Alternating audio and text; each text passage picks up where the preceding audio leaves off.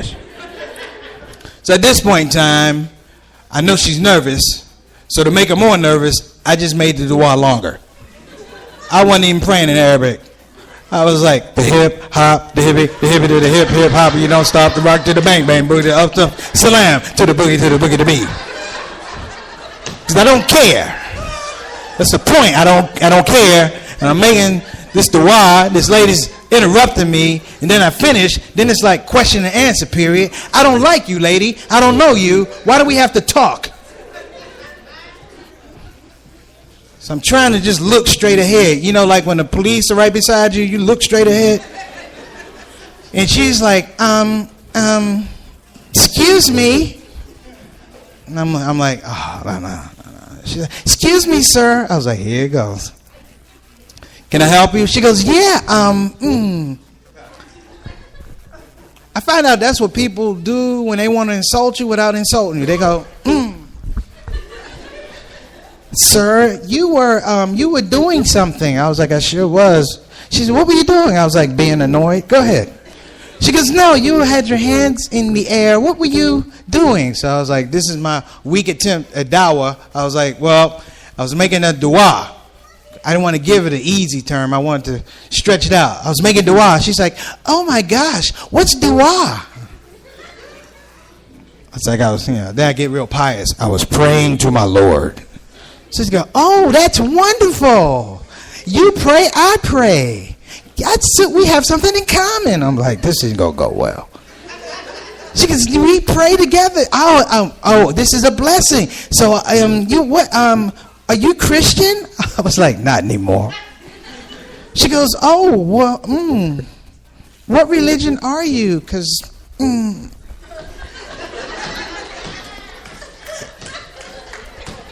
don't look Jewish.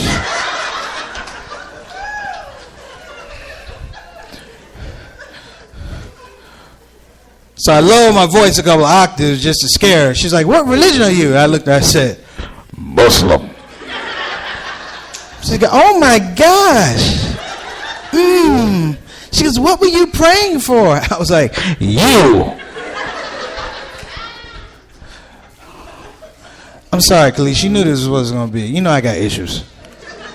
I do have issues. I realize now, and a lot of black men here don't want to talk about it. I'm going to talk about it. I don't care. Sisters already know. I realize now that I'm in training to be an old black man. I don't care. I'm just put it out there. All the stuff I used to laugh about my dad and my granddad doing, I'm doing it now. It scared me to death. Like, you know, your father tell you something, he get a certain age, he knows what he wants to say, but it just doesn't come out right away. Like, it makes sense to him, but when you hear it, you're like, what is daddy talking about? Like, my father one time, when I was like 20, he wanted me to cut the grass. Son, I want you to cut the grass, is what he wanted to say, but it came out like this. Hey, man,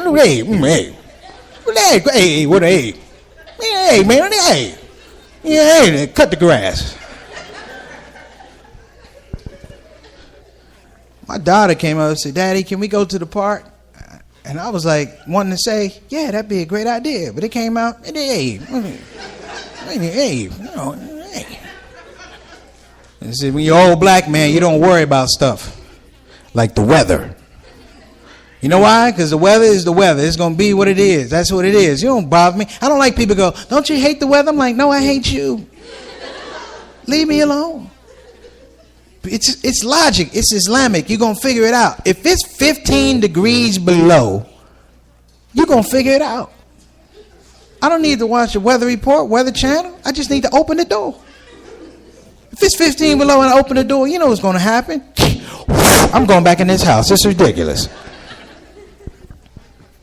But here's when I realized I think I'm losing it a little bit. I don't know if this is funny or racist, but I'm just going to put it out there.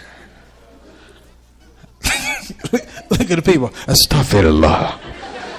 If you don't like the joke, it's not for you. Relax. This is a true story, though.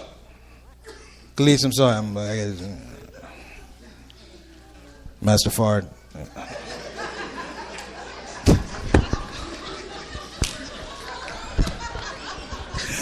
I know. It's the part. You can't get the part like that. You ever seen the picture?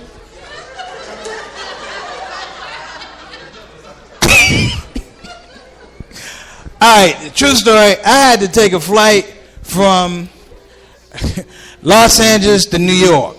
Now, I consider myself, I try and be a good Muslim, considerate, respectful. But this is what happened. This is, I think there's a lot testing you. I had to take this flight from Los Angeles to New York, and I'm sitting there in the waiting area, waiting to board the plane. And at some point in time, I realized that like 85% of the people that have to take this flight were Chinese. I was like, it's a lot of Chinese people in the airport. To the point, I looked up on the board to make sure we weren't flying to China. I was like, okay, we're going to L.A., no problem. And this is no big deal. I'm like, hey, they're my people. Hey, we get down. We got Chinese Muslims. I'm cool with that. All right. So we get on the plane. I thought I had 2 seats to myself. Nope, 2 Chinese brothers. I'm like, all right, cool. Nobody spoke English. I didn't speak Chinese. I was like, all right, no problem. Bam, we're good. Here's where it got tricky. Hour 15 minutes into the flight, this elderly Chinese woman starts walking down the aisle. It was just like.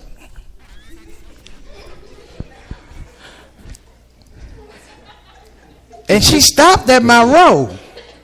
And she leaned back, and I looked up, and she had a little black baby on her shoulder. And I was like, there are no other black people on the plane. Where did this baby come from? And I'm looking at the baby. Baby's looking at me, and the baby's looking at me like, you my dad? I'm like, no, I'm not your dad.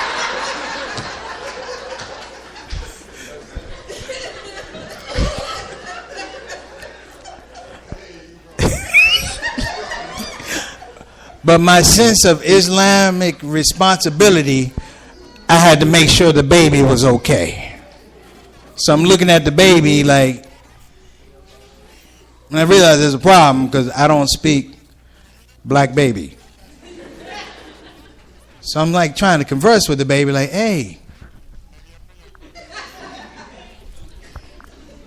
you good? The baby's looking at me like, stupid, I don't speak human being, shut up. And here's the thought.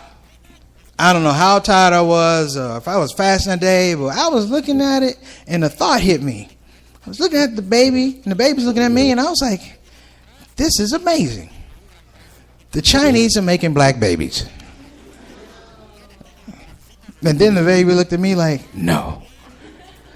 Got off the plane, the baby's looking at me like, hey fam, these are my people. And I was like, this is amazing because I never thought that could happen. Because when you have children, you know what I'm saying.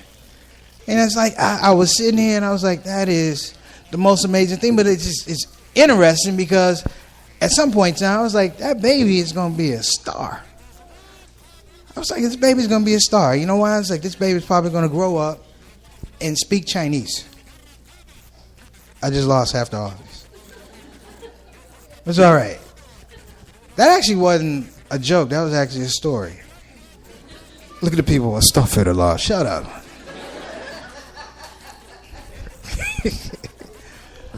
No, actually, you know what?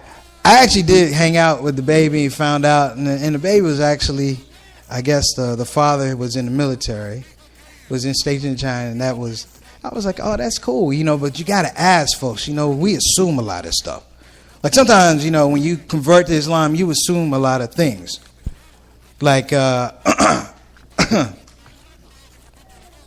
I took my Shahada, this is real talk right here. I took my Shahada, I'm going to be honest with you. I didn't even know about Shahada. I thought I was joining the Nation of Islam. And I talked to this brother, and he was like, yo, man. Because there's always a brother who was in the Nation of Islam, but he stopped 20 years ago, but he still talks to you that way. He just walked up on me. He was like, oh, black man. My brother. Islam is calling you. I was like, what's up, bro? And then I was talking to him, and he was like, brother, you need to go. You need to join the team. And I was like, oh, this is beautiful. And he told me the masjid to go to. It was on 4th Street, Northwest. I went there, folks. I was shocked because it was no bow ties. It was a W.D. Muhammad masjid. And I kept going back. I was like, I haven't seen a bow tie in 2 weeks. I went on a Friday. Everybody was like, well, maybe it's casual Friday. And then I took my shahada, and I'm going to say something. I love all of y'all. But you know, when a brother's thinking about converting, Muslims lose their minds. They do. They like become stalkers. I'm serious. Brother was just calling my house. Bring, hello? Islam calling. Turn on the radio, click. Turn off, click. Brother, are you ready? I'm like, how'd you get my car, man? There's always one brother in the masjid. When you convert, you see him. After you convert, you don't see him anymore. The brother walked up. He's like, oh, black man, black man. He said, you ready to take that chance? You ready to be Muslim? I was like, no, I'm not ready. He's like, are you ready? I'm like, I'm not ready, man. He's like, what you been working on? I said, I've been trying to study. You know, we say it all wrong with no error. I was like, I'm trying to study Al-Fatiha. That's how you say it, Al-Fatiha. He's like, let me hear it. I was like, all right. And I said, he's like, black man, that is beautiful. That sounds great. He said, have you ever tried Shahada? I was like, what's Shahada? He said, repeat after me.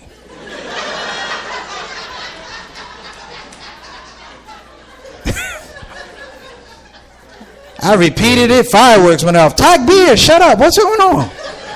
Takbir, will you be quiet? Hey, brother, what's going on? He's like, you Muslim. I was like, dude, I thought I was just practicing. Not really. And then you take everything literally, man. Like, you know, I did, you know. Like one brother walked up, he said, black man, you a Muslim now. He said, you know, you got 2 angels. I was like, where they at? He's like, you got one here, one here. Good deeds, bad deeds. I used to walk around town, man. I be looking at my left shoulder like, hey, no snitching.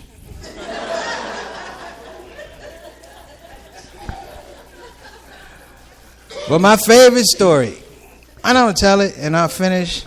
My favorite story about being Muslim comes after I was Muslim for a while. I don't know what it's about me. I've been Muslim almost 30 years, but there's still people still trying to convert me.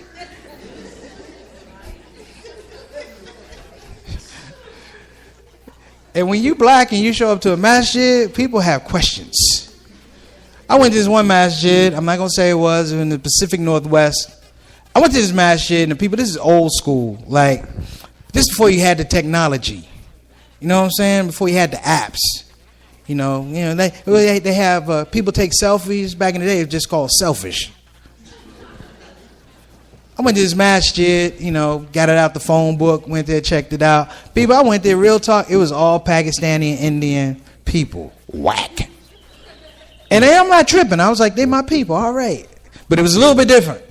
It was all Pakistani, Indian, and it had one black guy. He was in the parking lot. He was on security.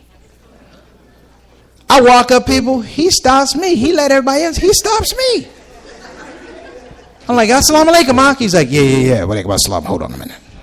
I was like, what's up? He goes, whoa.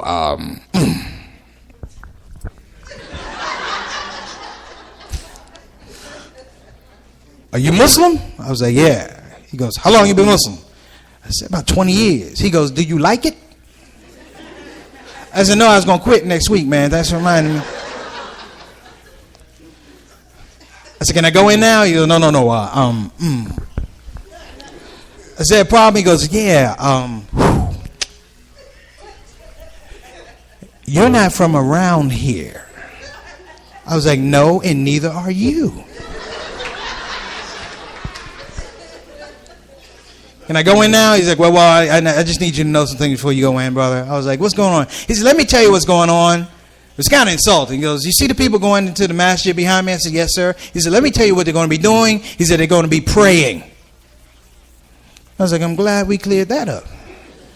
Can I go in now? He's like, no. Just one more thing. I'm like, what is it, brother? Because I start getting irritated. I don't like to be late for Juma, and he's making me late. But I take it down a little bit. I'm like, take your ego out of it. Maybe he wants to tell you something important. You know, don't make it about you. I was like, what does he want to tell me, people? Brothers and sisters, he looked at me with a straight face. He said, brother,